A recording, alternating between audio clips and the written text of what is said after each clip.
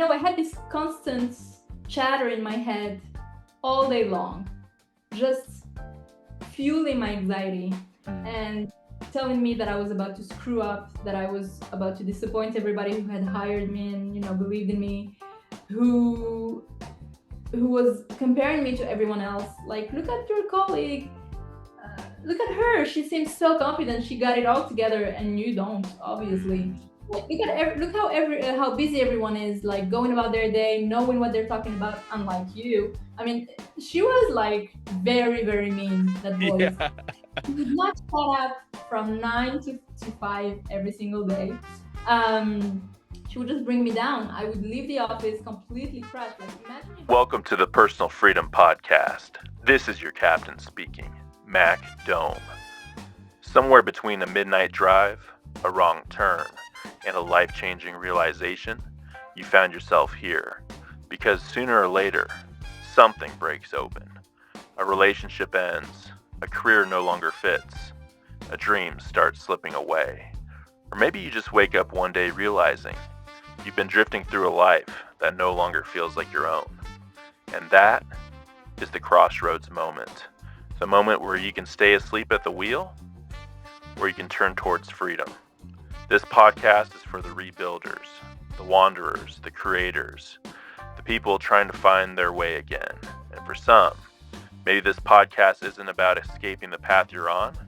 Maybe it's about remembering why you started walking it in the first place. A reminder to stay grounded, to stay awake, to stay free. So roll the windows down, turn the dial up, and let's ride.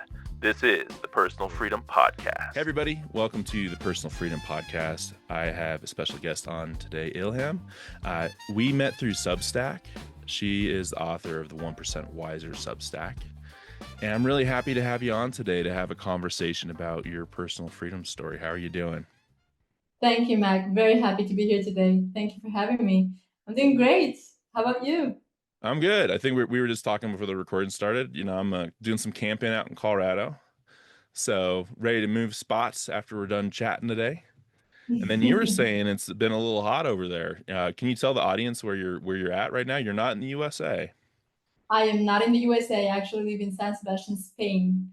That's the Basque country in the north of Spain. And Europe is going through a heat wave these days. I'm actually not complaining because we've had quite a rainy season before that. So, everyone I go into the beach every day. I mean, it's all good, but it's very hot. How far away do you live from the beach?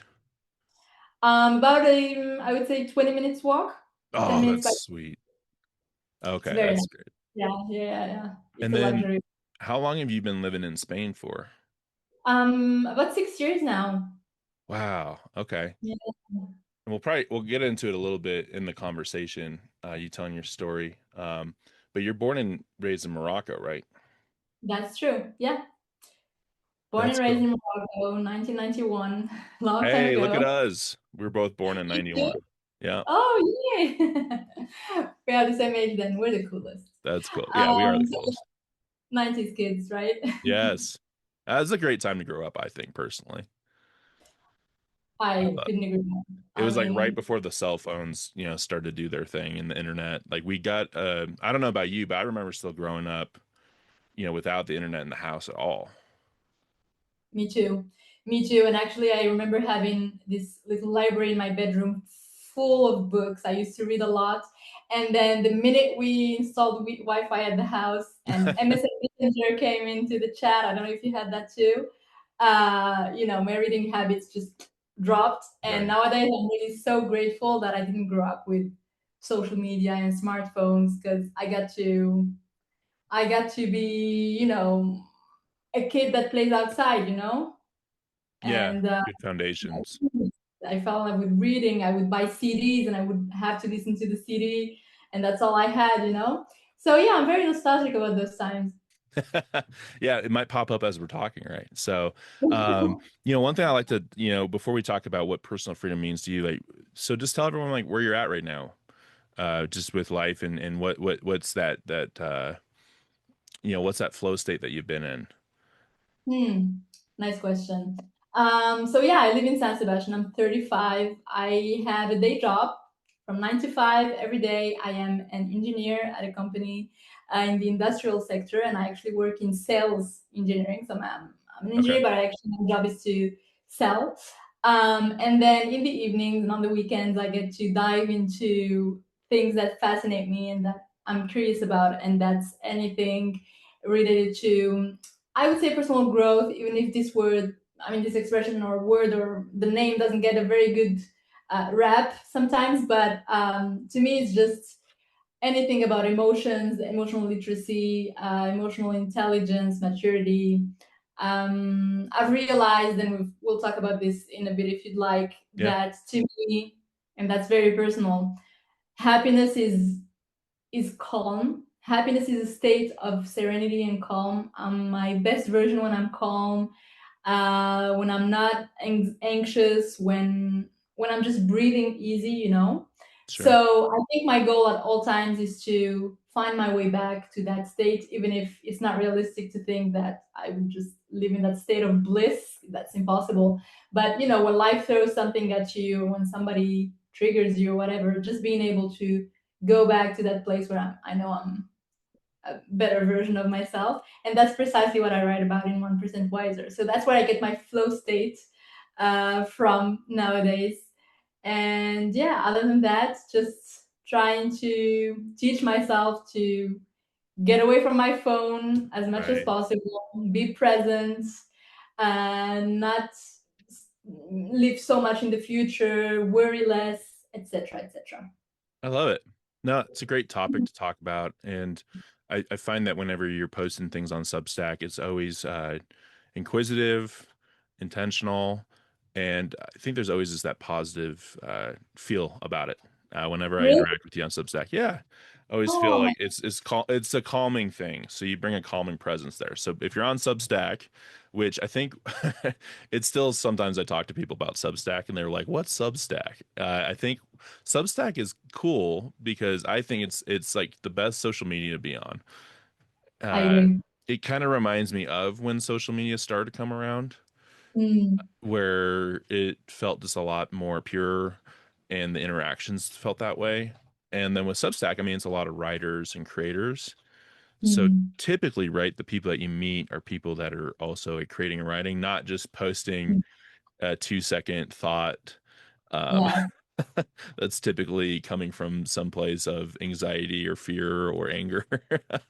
We won't Mm. name the other social media platforms, but I don't know. I think Substack's the best. It's much deeper, right? It feels much slower. It feels like the algorithm is not pushing for, sh- grabbing your short attention span and making the most out of it. Yet, Yes. at least right now, it's still, quite pure in that sense. Oh Mm, yeah. No, I agree. So if you're on Substack, or if you're not, get on Substack and follow Ilham on 1% Wiser. We'll before we take a rewind back to maybe where there was less of that calm in your life, uh, mm, when we think about the term personal freedom, like what does personal freedom mean to you? How do you define mm. it? Freedom is one of my core values, so I absolutely love this question. I talk about this for half an hour All right. straight. Um, no, but there are so many ways to approach this. I would say the thing I'm working on the most right now is freedom from self, and I hope that doesn't sound too philosophical, but Hmm. freedom from my own spirals, freedom from my own worries, freedom from my own thoughts. But on a broader term, my dream is to someday achieve freedom at a more general, I would say, global scale, where I get to um, do what I want to do when I want to do it with whomever I want to do it. And I know that's not always going to be the case, but this is what I'm striving for and what I'm aiming for. But where I am right now, the kind of freedom I'm actively pursuing is the one I mentioned before, just freedom from my own demons Yeah. in my head. And I think the modern human being in 2026 tends to struggle with this. I know I'm not alone in this. I know you and I, and also so many other people, were generations of stressed out Yes. adults. some of it is related to social media, some of it is related to our lifestyle, to so many other things. But yeah, that's That's a great what point. freedom is to me right now. I love that. No, Does it make sense? as you were talking, my wheels were spinning just about how you were talking about freedom from the self, Mm. freedom from the thoughts, right? Because, gosh, could spend the whole podcast talking about that. Mm. But we could I probably lead up there at the crossroads, right? Because I would say that if we took that rewind back to your life, right, that those are some of the thoughts that can linger with us. You know, even if Mm. we move past them, which we'll talk about, maybe parts of our lives that we left behind for good reason, Mm. there's still going to be parts that still of that, or natural cyclical streams of consciousness, or things that are built up in our brains, like reactions to things that we have to like fight against consciously. I was told once, I had a therapist for a bit, and he was telling me like you're kind of battling with your subconscious, right? Your subconscious has years of this program being built up to where, and I know you talk about this a lot in your Substack, but like the kind of just like the triggers, like things that can trigger you like emotionally, or just bring something up. And Mm. then you're defining in a great way of the personal freedom is like breaking away from that and Mm. having more of that freedom of your thought of like, hey, I know this is popping up in my head, I'm feeling a certain way, but that's not what I want to be right now. Mm. Yeah. So I respect that. Oh, thank you, Mac. Yeah, I mean, a huge realization for me was that we are not, I mean, we are in a certain way, but we can escape being victims of our own thoughts. Our Mm, thoughts generate our feelings, the emotions we're going to feel, and even the decisions we're going to take. And our thoughts have the power to shape our entire reality. So if we could reverse engineer the reality we want to achieve, or sometimes if I'm agitated or anxious, I'll just ask myself, what do I want to feel right now? What is the mm. emotion I would rather be feeling right now? And many times that would be calm and serenity. And the whole exercise is to try to choose thoughts that are more supportive of that emotional state. Um, to me, for example, many times that thought would be my needs are valid, because I Mm. will many times find myself stressing out about a situation where I'm afraid of being judged or shut down or whatever. And then when I remind myself that what I'm asking for and my needs are actually valid, it always tends to help me calm down. I mean, that's very personal. You'd have different patterns. Everybody's different, right? But just the power, the knowledge that you can change your emotional states by acting on your thoughts gives you a lot of power, and with that power comes a lot of freedom too from self. Hey, well said. Well said. I love it. That was great. No, Thanks. it makes a lot of sense, right? It's not easy, It's not but it easy. makes sense. It's And not it's easy. yeah. It's not going to work every day. It's not going to work on every single situation. Different situations will call for different tools. Sometimes you'll have no other choice than just grab your keys and go out for a run or whatever. Just get out of your head. Mm, Um, some other moments you might meditate a bit, and that would help. Maybe journaling. I mean, there's so many things we can do. It's just that I do not want to be one of those people who see the world through a victim's lens. hmm. Um, and I know life is what it is. It's going to throw things will happen to you that are going to be extremely unfair. Right. I do love the idea that we're always able to regain some sort of control, True. um, by trying to find some accountability for what we're going through, trying to just do something about it. Yeah, or just understand what's the takeaway? Mm. Like what if something does happen that you weren't planning on? What can I learn from it? How can I grow from this moment? Right, which is can be tough when you're in the moment, um, with a lot of things, right? And it's not always, I guess, a negative thing, right? I guess it's a mindset of like what's negative, what's positive. Because if your mindset's in a spot to where you're just learning and it's hard to have a negative thought, really. just because you could be Mm. like, hey, like, well, what's the opposite of that, or whatnot. But anyways, that's really neat. So we'll talk through that more. So perhaps let's get to that crossroads, right? So I think you're so far as we're talking, right? I love where your head's at, and I think that's like the freedom element is just how your mind is thinking. But was there that time where there was that crossroads where, hey, that wasn't the case? And Mm. talk to us about that. Let's take a rewind a little bit. Hmm. Yeah, yeah, absolutely. I mean, in my case, um, it was not something overly dramatic. It was not one of those horrible things that Sure. happen, that just leave you powerless and on the floor. It was more of a normal kind of suffering that I was going through, and it's something that millions of people go through every single day, which was that I was going through a rough patch at work. Mm, I had just moved from Paris to here, San Sebastian, Spain. I was very comfortable in Paris. I had a good job, good colleagues, very nice life. Everything was great, but I just felt like a change. I needed a change, and I found this new job in here in the north of Spain. I was like, I'm going for it. mm, And that felt like a leap of faith. And having to sell your furniture, pack up your entire life, move to another country, even if it wasn't that far away. I mean, sure. from neighbors, Yeah, but not too far, but yeah. not too far. But the cultural differences were absolutely real. And also because I had decided to change jobs from one in which I didn't have a lot of visibility Mm, to one in which I was suddenly the main character. I mean, uh, it gotcha. sounds it might sound pretentious to use the phrase main character. I don't mean it in a I'm the big boss here kind of way, but I was all of a sudden I was the one in charge of bringing orders to the company, Yeah. like the breadwinner position, along with my colleagues, of course. But I was in this entirely new environment, and it also required certain levels of technical knowledge that I didn't have, and it brought up all of my fears and my insecurities to the surface, Yeah, and right. we looked at them.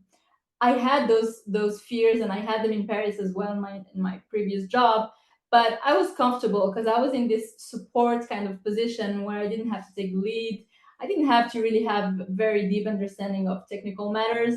I did my job well, and that was it. But as soon as I was on the front row and under the spotlight, Yeah. all of that the surface, and I started struggling internally because on the outside I don't think it was that visible to everyone else.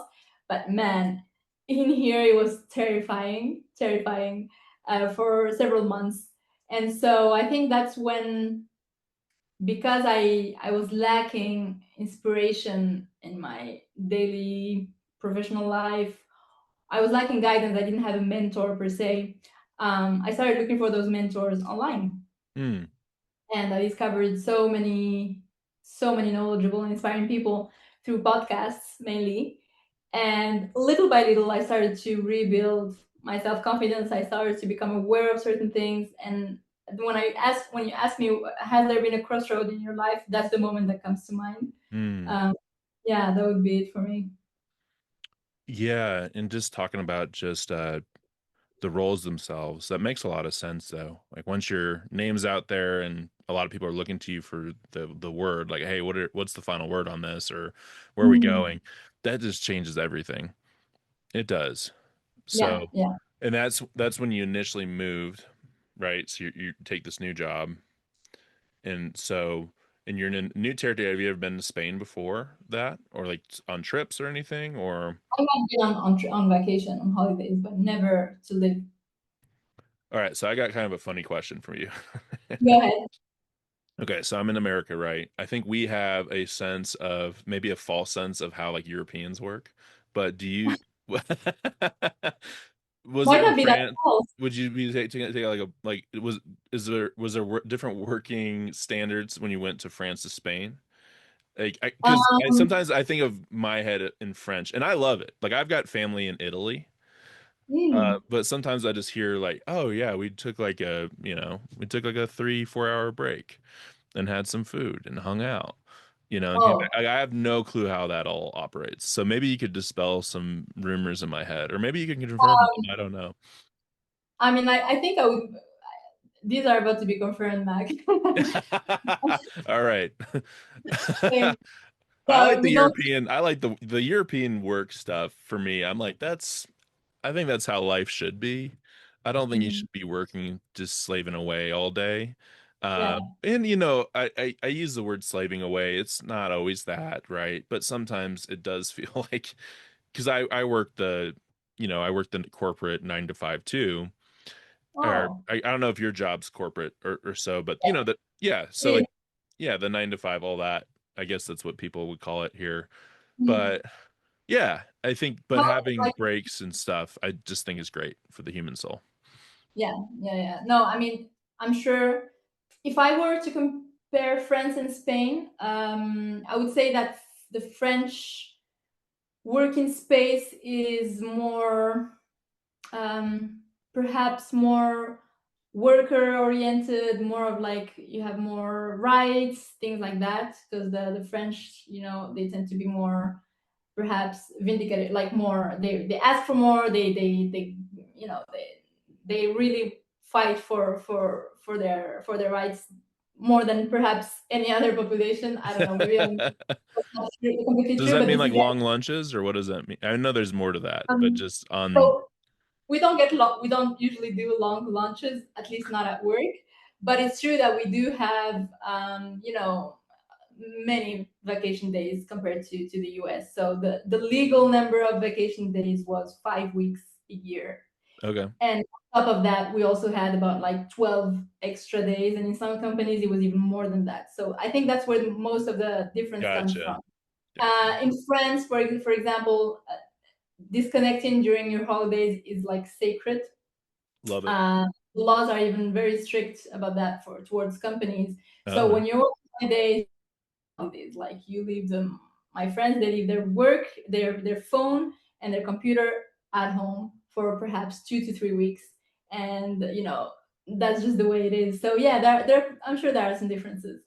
yeah. If that happened in the USA, that'd be revolutionary. If people like left their phones, if they weren't on them for like, I think the world would change. I think.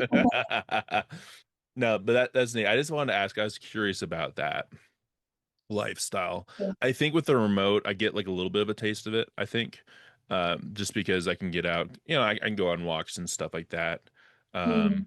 but no, that's cool. That's cool. Mhm. Yeah, So yeah, yeah, yeah. so Spain was. It seems like Spain like a little bit tighter of A a little bit tighter. yeah. However, in Spain, for example, it also has its perks. They're different, but for example, in the summer, most companies will have for about 2 or 3 months what they call jornada intensiva, which means that you only work from let's say for 6 hours, 5 hours, because then it's summer and you gotta go to the beach, right? Oh, you So have to.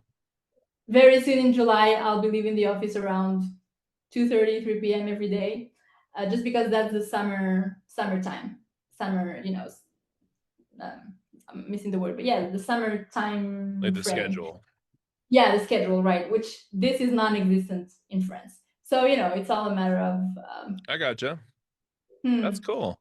Yeah, Yeah, it's I've, cool. I've been to France before, but I haven't been to Spain. I was there for one day. Hmm. And that was pretty cool. It was beautiful in Paris. Was supposed to have lunch on the Eiffel Tower, then it got canceled for some reason, Oh which no. that was a bummer. Like right getting on the bus to, the tour bus or whatever. It's like initially they just you could hear the guides speaking to each other, and then Mhm. immediately they're like, unfortunately, lunch in Oh the Eiffel Tower is canceled today. So we got vouchers to think go on the river, but still, it was like, dang it. But no. the Louvre, the I think the Louvre is the proper way to pronounce it. I think the Louvre, The yeah, Louvre. yeah, that was cool. Like Mona Lisa, that was sweet. It's the Very smallest small, painting, right? And then there's the biggest painting that you've ever seen in your life behind it, and right? Mm. nobody's looking at it. Everyone's like crowding, and then you're like, "Do you guys see that?" It's like the whole wall. With their phones, right? Yeah, yeah. Okay, so you're you moved to Spain, right? It's stressful. I got a little stressed out listening to it. Just because, yeah, you get thrown in the spotlight like that. I've had moments like that, I think, in my career where I got into a more prominent position to where, hey, if you say something, like your name's on it and the whole company might see it or whatever, it Yeah. adds a different level of stress. Uh, so then I think you said you started to do like look at podcasts, you started to, go online for some of this stuff. Maybe we can pick up there. Like, how did that start helping you build momentum? Um, I think the starting point for me was realizing that becoming aware of this voice in my head. Mm, And I know it sounds like I'm a kind of a psycho or something, but when I say voice in my head, it's the voice that every single person has. We all have yeah, this voice, totally. but most of us we're not aware that it's just a voice. We think it's our thoughts, we think it's us, and we think it's a narration of reality. Mm, I had this constant chatter in my head all day long, just fueling my anxiety mm, and telling me that I was about to screw up, that I was about to disappoint everybody who had hired me and believed in me, who was comparing me to everyone else. Like, look at your colleague, look at her. She seems so confident. She got it all together, and you don't. Obviously, mm. like, look how busy everyone is. Like going about their day, knowing what they're talking about. Unlike you, I mean, she was like very very mean. That voice. Yeah. She would not shut up from 9 to 5 every single day.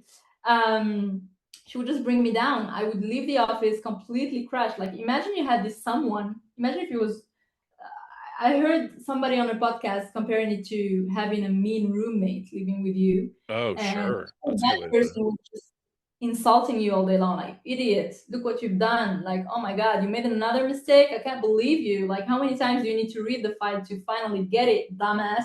You would tell that person to just shut up, and Yeah, like, you leave me would alone. you would flag them as mean. You would be like, I can't believe this guy, right?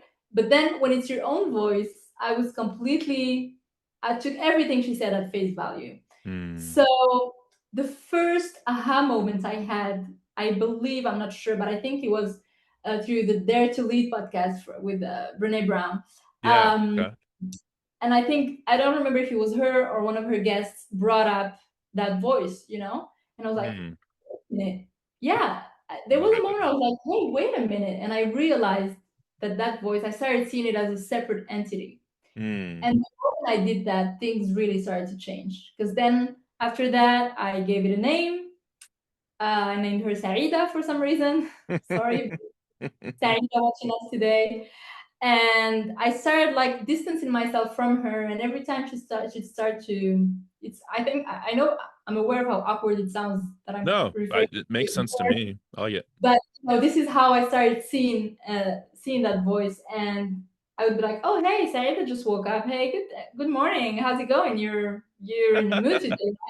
So, and by poking some fun at it and distancing Yeah. myself from it, I started first of all creating that distance, and then the second step, which was not easy, and I can't believe how hard this is for me and for most people, I started to try to treat myself more kindly, as Wow. in, what would I tell my best friend if she had just made this mistake, or if she was feeling the way I'm feeling right now? And then that also started to change everything. Mm, And then this, with also the combined effect of me learning the job and getting a little bit better at it every day, getting some confidence, getting some positive feedback from my colleagues, also contributed to that. So it's not just the awareness, it's also getting to work and proving to yourself right. that, building that self-esteem, little brick by brick by brick. You know Yeah. what I mean? No, I love it. Do you get along with Sarita now? Did I? Sorry. Do you get along with Sarita? Or was that What? her name? Sarita? Yeah, yeah. Do Do you I get roll? do you get along better? Do I get along with her? Does she ever say, "Hey, I deserve that"? If you're like, I "Hey, mean, you're being a little mean today," she's like, "Yeah, I know, I'm being mean." I think I trained her because now she's more subtle. Like, That's first of good. all, there's no more insulting going on and no That's more good. name calling, which is still good. Now, but now she has more of an anxious voice. Like, are you sure you want to get on that live? It's Mm, very hot. You're sweaty. Like, you're gonna look weird. Like this kind of, it's more like this kind of nasty comments. yeah. But I've gotten very much better at, just ignoring her or being like, no, you know what, it'll be fine. It was fine the last time too. I'll figure it out. I It's a love that. practice, but it really works. And I'm telling you, this wasn't 20 years ago. This was, yeah, to me, it feels like yesterday. It was right before COVID, so it was like 6 years ago. Okay. Yeah. Um, And I mean, that's a pivotal time for a lot of people. I know one of the people I have on this podcast, he was graduating high school right when COVID happened. And that's a great story there. Another Substack guy, um, mm, William. But no, it makes a lot of sense. It's a pivotal time too for a lot of us, right? Because when you start to really do this work on yourself, which all of it to me does not sound weird. mm, It makes a lot of sense to me. Like, I don't have a name for that Mac, but he's out there and he's been very vicious to me. As you were talking, I remembered I was in this camping trip. I think it was like 2 years ago now. And I just remember mm. sitting on this. It was one of the most beautiful views I've seen in my life. It was like Wow. looking down this river through a canyon. You could kind of see the mountains in the back. It was in Utah, which is a beautiful state in Colorado. It's got, I don't know if you've ever been out to Utah before. You probably have heard about Never. it, but they've got kind of looks like an alien environment. It looks like Mars because they have all these like red rock structures. It's kind of deserty. But it was a really cool trip I had with some friends when we were down in Green River, Utah. But I was just on this rocking chair. I have this camping rocking chair, which is the best. People always steal it, because I want to sit on it, and it's like a rocking chair. But anyways, Oh, wow, sounds dreamy. I just remember, yeah, it was just one of those moments where you're present, you don't have your phone on you. And I just remember just feeling so emotional, being like, I have not been kind to myself. And it Mm. was a really big moment for me. I still remember it. It kind of brings a tear to my eye just because it's Oh, it's one of those moments where you really realize, that's why what you're talking to me really hits, and I'm sure it will hit for a mm, lot of people, is we are so mean to ourselves sometimes, I like it's a big know. deal. It's nothing to it's it because I think sometimes really before you have those moments, you kind of laugh it off. You're like, yeah, like everyone's like, but when it Mm. hits you and you're like, yeah, but do I have to live this way?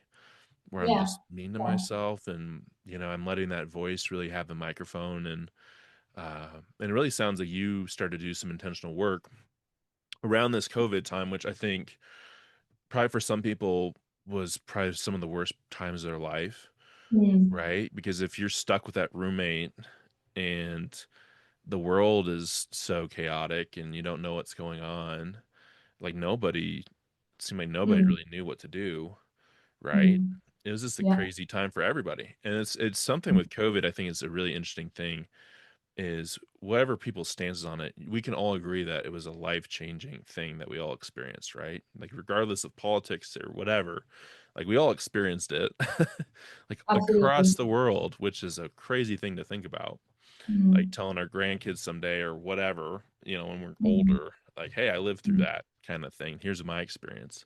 But anyways, I Mhm. guess that was a long roundabout just to say, it's listening to your story and like that time period was I'd say it'd be like pretty pivotal time period, and every day is pivotal, but just doing it around that time, it makes sense to me, and Mhm. especially like you're moving like all this life stuff around that time too. Was it around that time was when you moved, right? Was it around?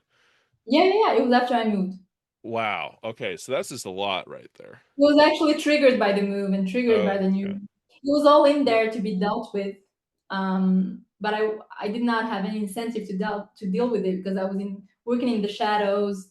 With this, I was back in my previous job. I was in charge of scheduling activities and KPIs and things like that. So I was more of a supportive.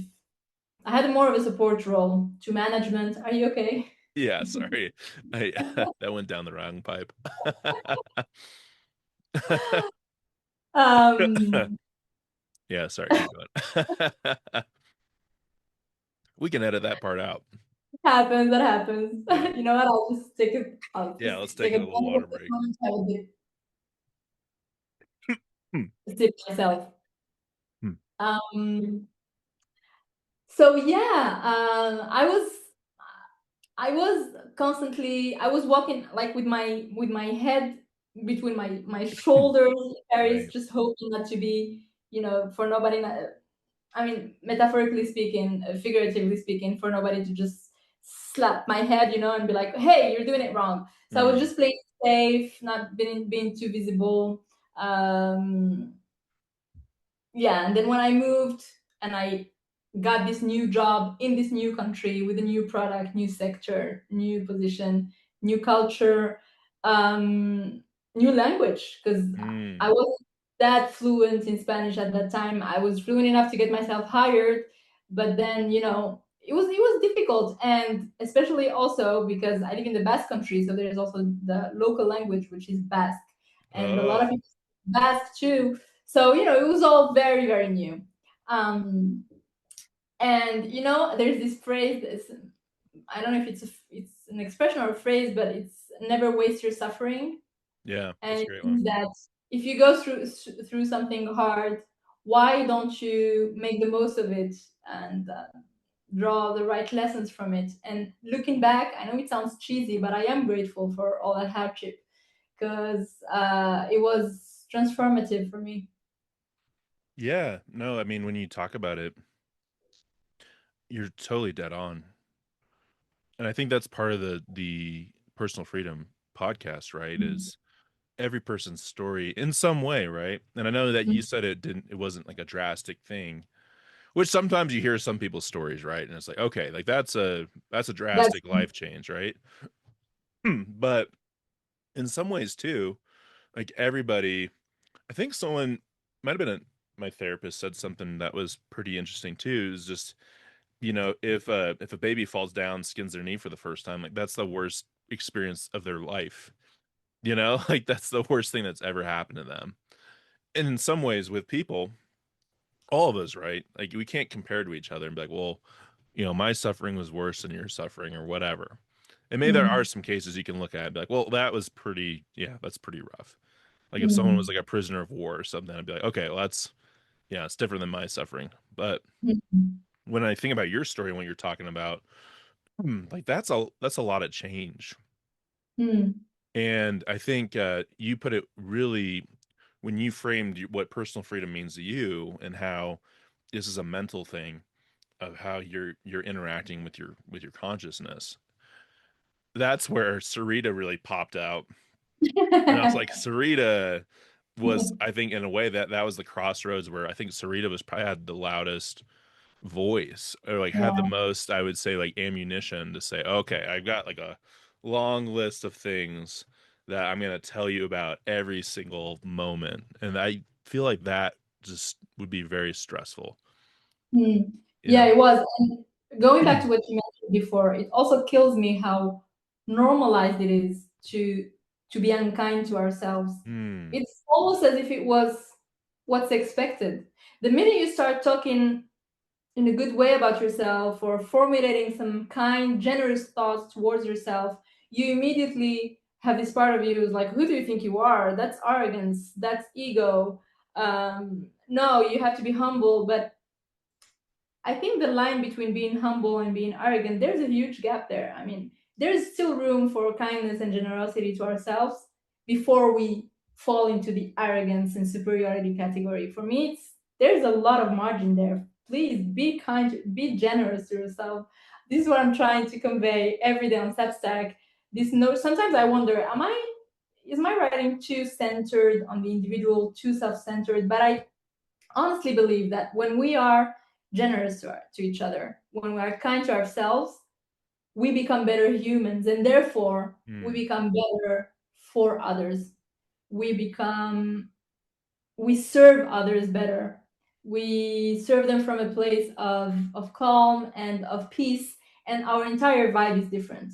I Hmm. think that when we're like just hitting each other all the time and like being Right. so mean and vicious, that's no way to live because it will end up affecting others sooner or later.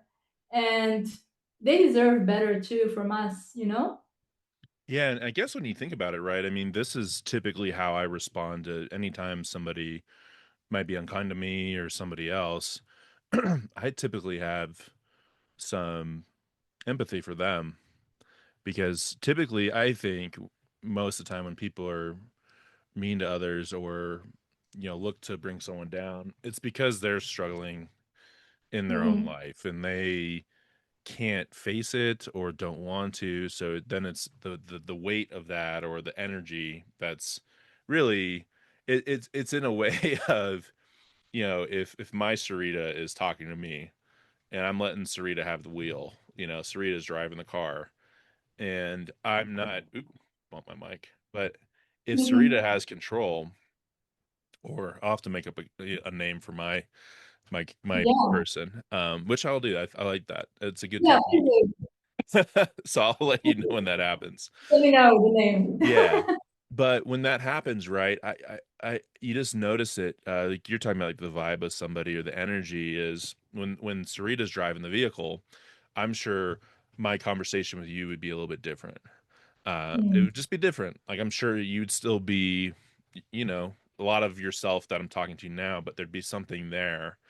And then if Sarita really had the wheel, like it could be like people have said that, they say that sometimes, right? Is like you're not even being yourself, or like what's mm, going on? And I think that is when that pain, like the lies or whatever it mm, is, and everyone, like you said, like I'm kind of more, I will like isolate. Like if I'm in, mm, if my Sarita is taken over, like I'm just like I just want to get out. Like I don't want to bug anybody. I'm just gonna be in my pit of misery. That's me, and I've found that there's a big gap too between solitude and isolation. mm, I've learned that solitude for me is something I really cherish, especially mm, being out on the road. Like sometimes, like I do love being with people too, which is fantastic. Go on little road trips, but at the same time too, right? We're having some moments and slices of solitude to where you can be with yourself and mm, you can enjoy that time. But mm, I think too, isolation can be like, hey, you can be with yourself, but then that other side of subconscious is like pulling you to be like, hey, like let's distance ourselves from everyone else, and mm, that can be a dangerous thing too. But yeah, I mm, guess that just got my brain going a little bit. What you were saying of just mm, a beautiful thing too, right? I think is when we treat ourselves kindly. Um, I think that cascades other folks and ripples because I think the people that in my life that have that sense of calm and that sense of composure, of self-kindness, those are people that that you can approach. That, I mean, I get that a lot from my family, mm, and people that I'm really close to, is you just get that feeling from them of, hey, like they're taking care of their stuff. No one's perfect, but they're allowing them, they're kind to themselves in a lot of ways. And we all struggle with it, right?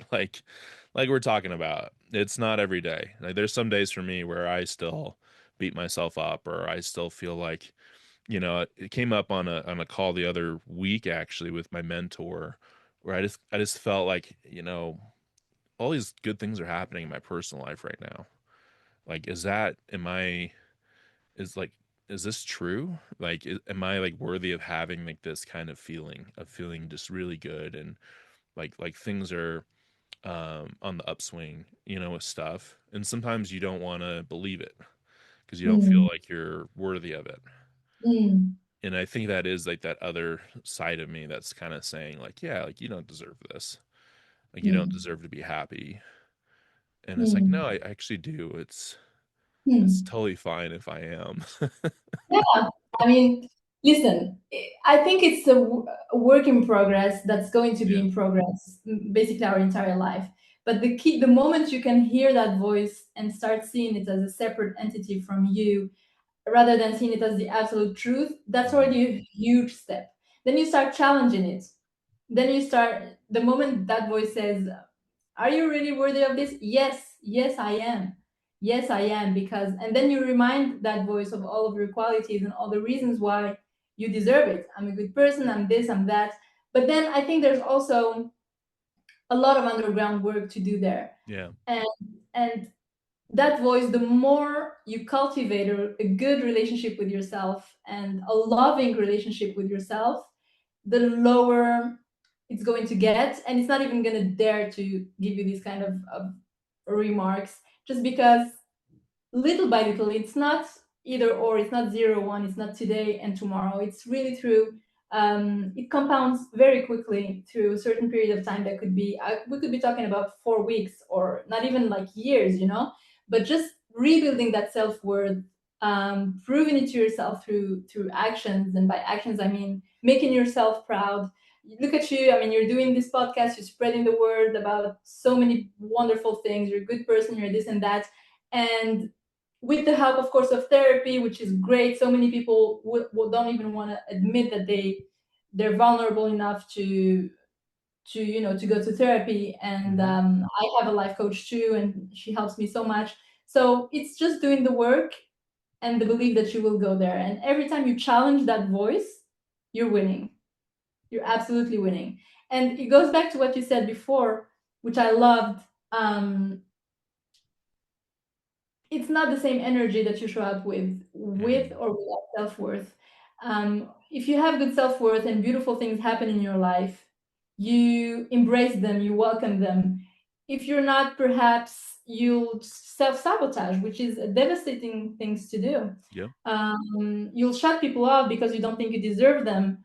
And you might, and that's, in some other cases, there are people who become very defensive, reactive, they become mean. Right. And I love what you said about every time someone is not nice or unkind to you, you feel empathy.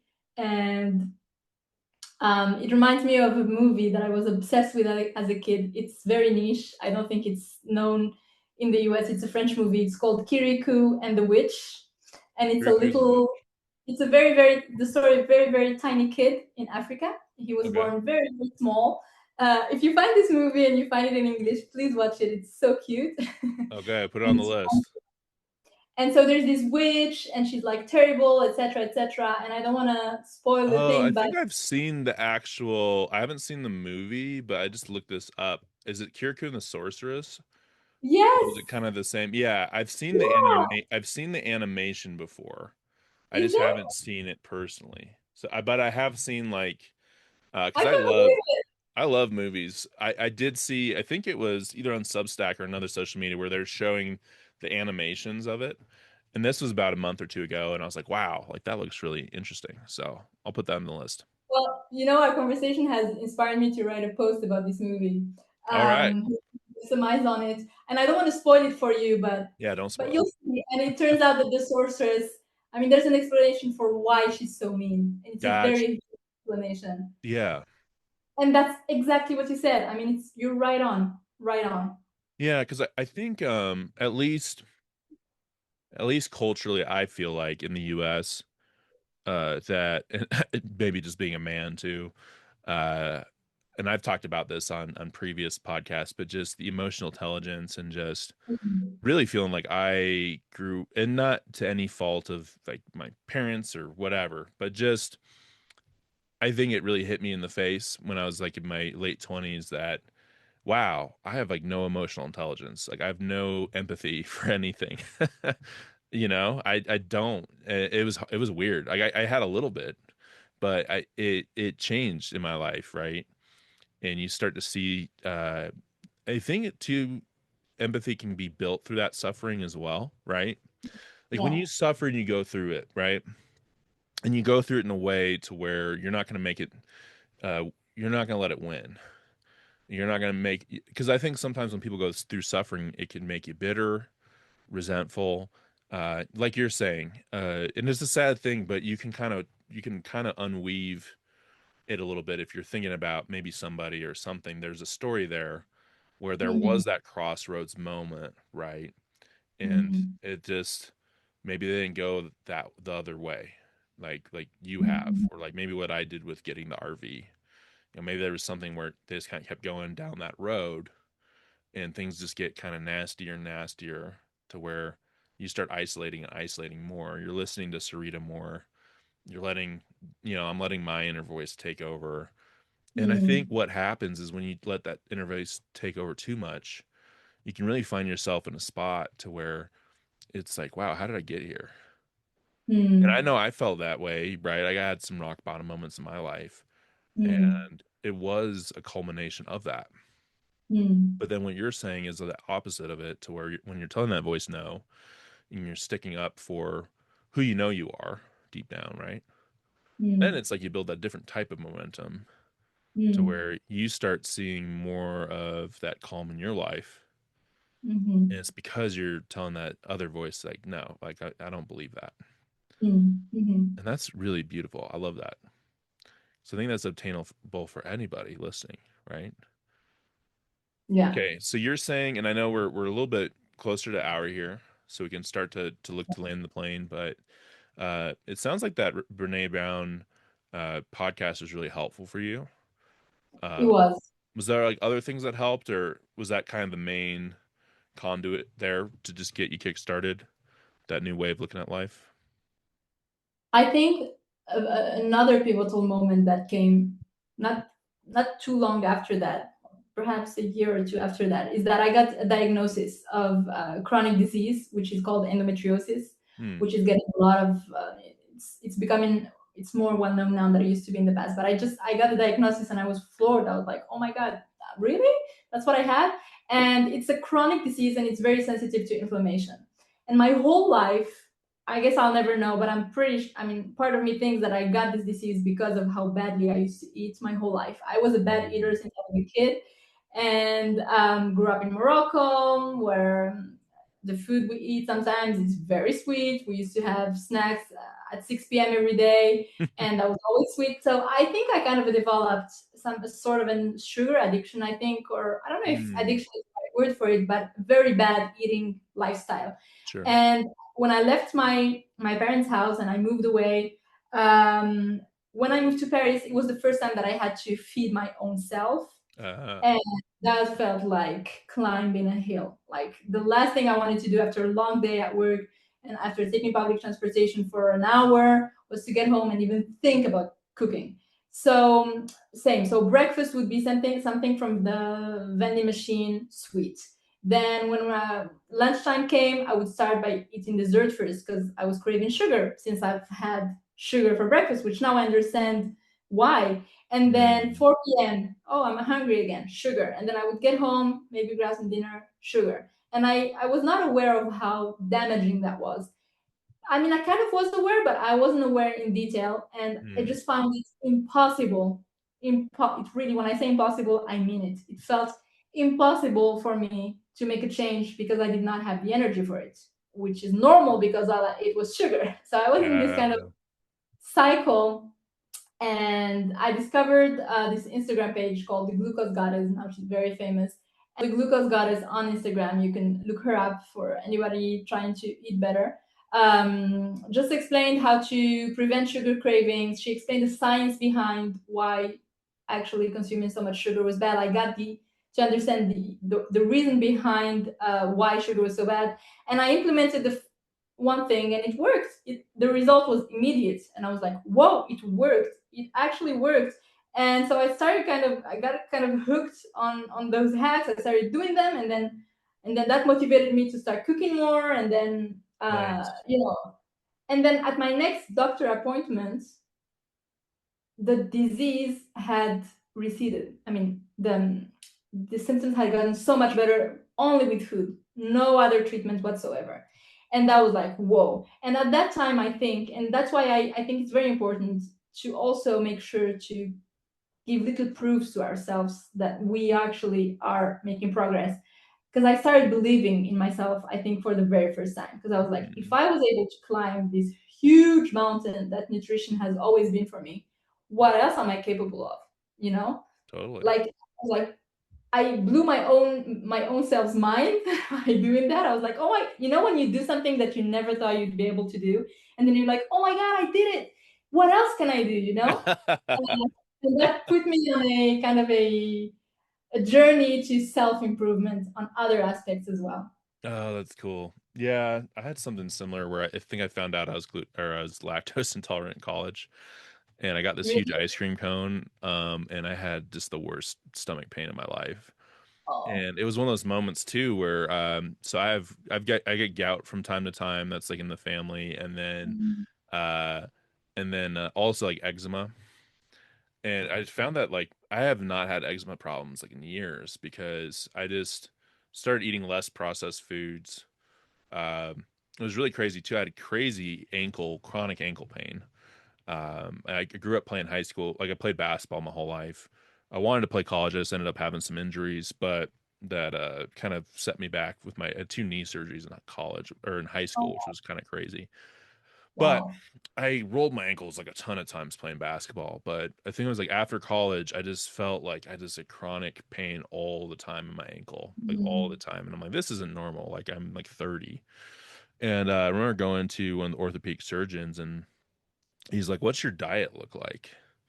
And I'm like, "What? Like, what do you mean by that?" And he's like, "What are you eating?" You know? And I started to tell him, he's like, "Yeah, you need to like cut some of that because I started to cut out dairy, after college, but then really it was I think more getting rid of the processed stuff. More of that was I think kind of close to my 30s. I Yeah. just remember I lost like a ton of weight. I've gained some back, but I think like my body doesn't feel like I feel my body feels better now than it Yeah. did when I was like in my 20s. Because Me in my too. 20s, I was just eating like, just tons Mm. and tons of processed food. And I think over there, you guys can probably get away with more just because in the US, some of this, like if I go get pasta, it's not like pasta over there. I've heard Mm. stories, which I need to get over. Italy's on the bucket list. I think I would love to see all those countries. I mean, so much history there. It's just awesome. Wish I could bring my RV.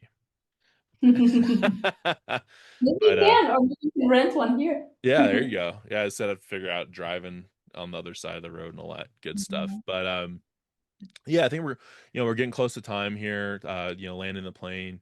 I really enjoyed talking to you. I thought lots of good thoughts. Uh, Thank you. lots of good things to think about, I think, for the audience, because I think that's what you're talking about is incredibly relatable. And what you're talking about too, I think, with personal freedom is a very obtainable. Mm. Like you're not because sometimes you just hear stories of people and you're like, I could never do that. But like what you're talking about, it's so important and impressive. But it's something also that like anybody like you can really do. It's different for everybody, right? But the theme of it's the same, of that Mm. personal freedom within your mind and how you Mm. treat yourself. And that's why I thoroughly enjoyed talking with you today and the Same topic. here. Absolutely loved it. You also have some great insights, and yeah, I think we're aligned. We're totally aligned on this stuff, and I love that you also see it as something that's achievable, obtainable. It's not some crazy like personal development talk, blah blah blah. I mean, it's totally doable. And thank you so much for all your kind words and for having me. This was I had a blast. Yeah, and I mean, any last like words just for anyone listening right now that's at a crossroads, or it's not always like a giant crossroads, right? But maybe okay, the words for somebody where the Sarita in their life is, speaking up a little too much, getting a little too much control. Like what words do you have for someone listening right now? I think the thing I would say is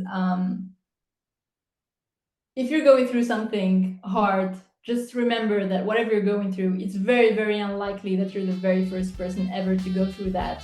That brought many people actually have also gone through something similar and they have figured it out. So please don't feel like you're powerless or that there's nothing you can do. Just look for the answers. The entire point of our short time here on earth is to find answers to our own specific, you know, so problems and situations. Just get to work, look for things, try on error, believe in yourself, and just don't fall into the victimhood trap and don't give up.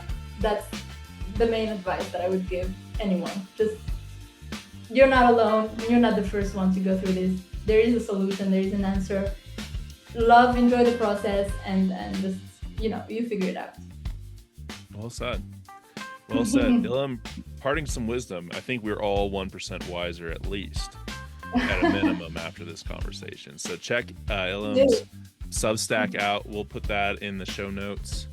And yeah, that's about it all. So, hey, everybody, thanks for being on the Personal Freedom Podcast today. Much love.